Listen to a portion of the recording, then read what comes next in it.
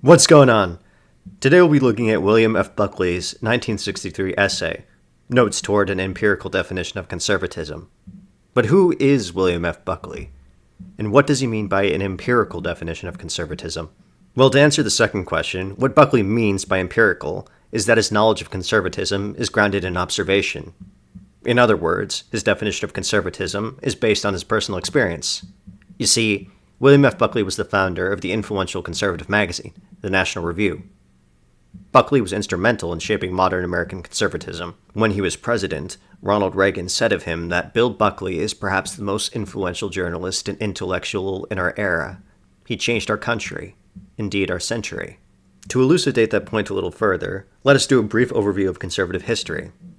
Okay, so in the post-World War II era and into the early 1950s, the right-wing movement in the United States was unorganized and fractured. There were three uncoordinated groups on the right: libertarians, traditional conservatives, and the anti-communists, who were often themselves former communists before defecting. These groups were not unified, and in some cases, were somewhat hostile to each other. There were some pretty interesting philosophical debates about questions like, to what extent is capitalism compatible with conservatism? And is freedom intrinsically necessary as an independent value? Or is its importance derived from its usefulness? And by the way, those questions are not just detached abstractions. How you answer them determines how you navigate the world and what you ultimately advocate for. Anyway, in 1955, the 29-year-old William F. Buckley launched the National Review and staffed it with leading writers and editors from across the three groups together under one publication. Buckley himself was heavily inspired by both the libertarian Albert J. Nock and by the traditional conservative Russell Kirk, who was the subject of the previous video. So the short of it is that under Buckley's leadership, the National Review combined the various right-wing strains, building the conservative movement as we know it today. This was known at the National Review as the theory of fusionism, and it will be explored more in the next video in this series. So to get back on track and start the video proper, in answering the question of what is conservatism, Buckley relies on his years of experience as editor of his magazine. In his own words, this essay is about the experiences of National Review and their bearing, by the process of exclusion, on a workable definition of contemporary conservatism. I do not, by any means, suggest that National Review is the only functioning alembic of modern conservatism, merely that it is the only one whose experiences I can relate with any authority, and that its experiences may be interesting enough to be worth telling. Right, so Buckley just revealed how he came to understand conservatism, namely, by examining the boundaries of the movement and observing what conservatism is not. To that end, the essay we are discussing today is presented as a series of anecdotes relating the fallouts National Review had with other groups. And this, frankly, probably leaves too much leeway for me in the mode of presentation and analysis. Whatever the case, I guess I have elected to tell you first the groups that Buckley thought were beyond the pale of the conservative movement, which for him worked to define it from the outside. They were as follows. Number 1, objectivists. Number 2, anarchists. Number 3, conspiracy theorists. And number 4, anti-theists. I will now explain the context behind this list and Buckley's reasoning for including them. To begin with Ayn Rand. Well, in 1957, the National Review published a scathing review of her book, Atlas Shrugged.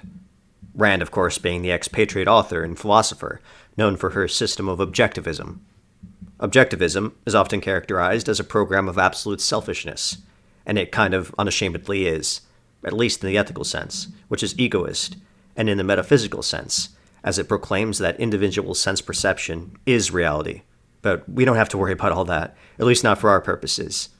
So anyway, the National Review's review called Rand's book self-righteous, dogmatic, and arrogant.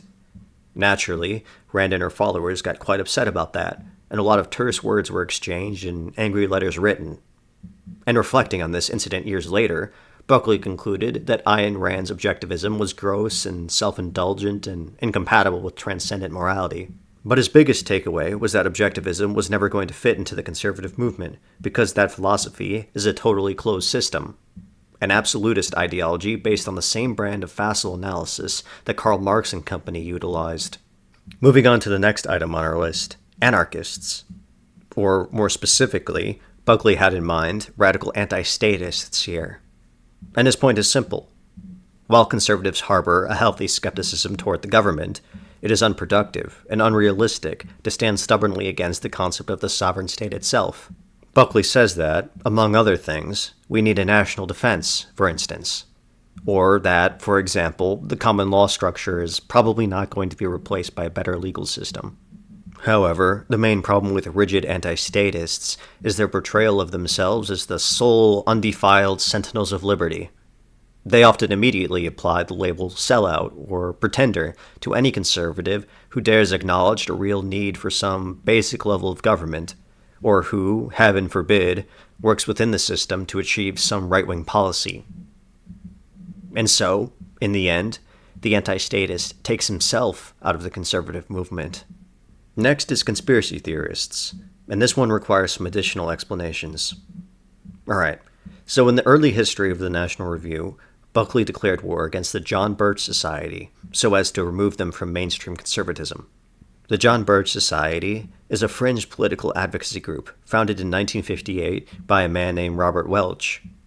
Welch was someone who was ranting about the New World Order, already back in the 60s, but his most famous accusation was that President Dwight D. Eisenhower was a communist agent. The problem was that Welch had a contingent of fiercely loyal followers, so when the National Review attacked him, what followed was quite a rough breakup. In any case, Buckley lays out his problem with conspiracy theorists as follows. Many right-wingers, and many liberals, and all communists, believe in a deus ex machina. Only introduce the single tax, and all our problems will wither away.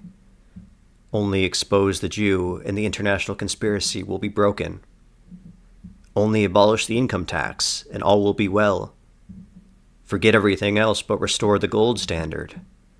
Abolish compulsory taxation, and we all shall be free. They are called nostrum peddlers by some. Certainly they are obsessed. Because whatever virtue there is in what they call for, no one of them can begin to do the whole job, which continues to wait on the successful completion of the objectives of the Committee to Abolish Original Sin. Basically, that's a nice way of saying they're clowns. Hardcore conspiracy theorists of this type are not worth paying attention to. They're not serious people.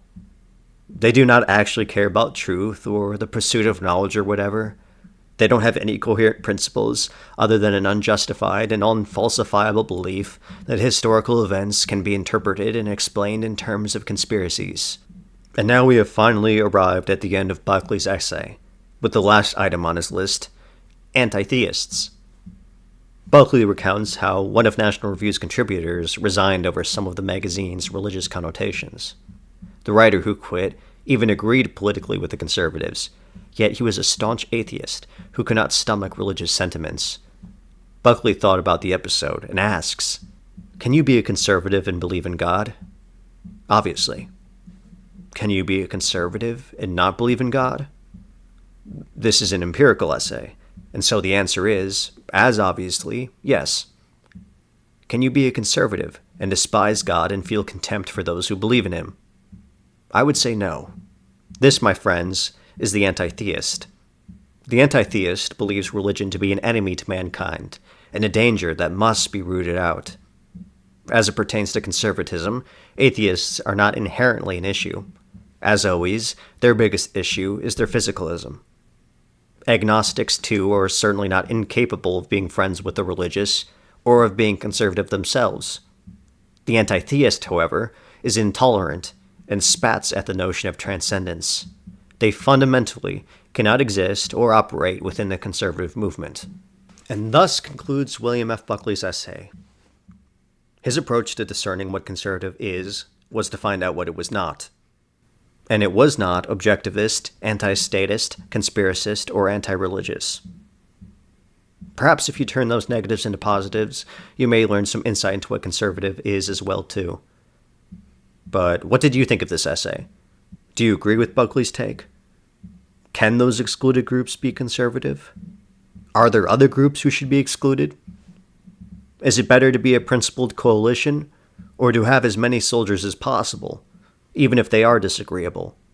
Make sure to comment below your thoughts, and hey, consider giving a like and subscribe when you're at it. Stay tuned for more content. Thank you for watching. I hope you have a good one.